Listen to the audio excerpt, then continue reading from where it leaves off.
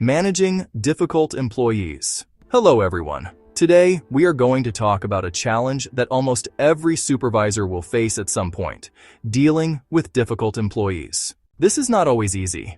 A difficult employee can affect morale, productivity, customer service, teamwork, and even the reputation of the organization. But as supervisors, our job is not to label people, embarrass them, or avoid the problem. Our job is to address behavior professionally, clearly, and fairly. The first rule is this: deal with the behavior early. When supervisors avoid difficult conversations, the problem usually grows. Other employees may become frustrated, the behavior may become normal, and the supervisor may lose credibility. Addressing the issue early does not mean being harsh, it means being responsible. Difficult employee behavior can show up in several ways. There is the constant complainer who focuses only on problems and rarely offers solutions. There is the gossip or drama starter who spreads rumors, creates conflict, and divides the team. There is the underperformer who misses deadlines, turns in low-quality work, or fails to meet expectations. There is the know-it-all who rejects feedback, challenges authority, or believes their way is always the best way. There is the blamer, who refuses to accept responsibility and shifts fault to coworkers, systems, or customers. There is the passive-aggressive employee who may agree in the moment but later stall, use sarcasm, or quietly resist the work. And there is the boundary crosser, who ignores policies, arrives late, takes extended breaks, or acts in ways that are unprofessional or unsafe. Each situation may be different, but the supervisor's approach should be consistent. Start with a private conversation. Do not correct someone publicly unless there is an immediate safety or serious conduct issue. Most coaching conversations should happen respectfully and privately. Next, focus on facts, not personality.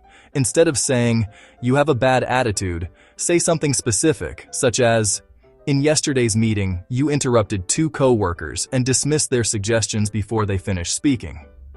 Instead of saying, "You are lazy," say, "The last 3 reports were submitted after the deadline, and 2 of them were missing required information."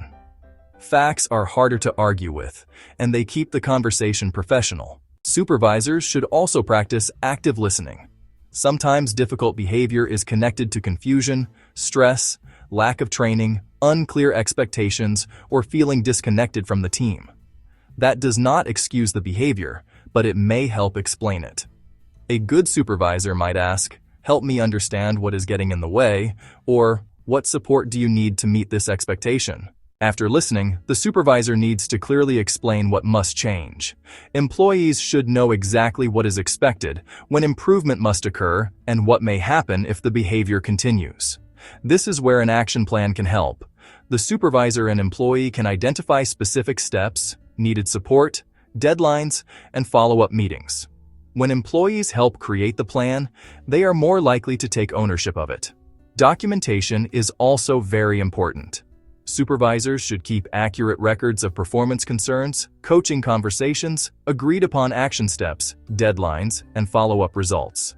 Documentation protects the employee, the supervisor, and the organization because it creates a clear record of what happened. If the behavior does not improve, disciplinary action may be necessary. This should be handled according to company policy and, when appropriate, with guidance from human resources. Discipline should be fair, consistent, and based on documented behavior, not emotion, frustration, or personal conflict. The key point is this: difficult employees should be managed with both accountability and respect. A strong supervisor does not ignore problems, but also does not attack people.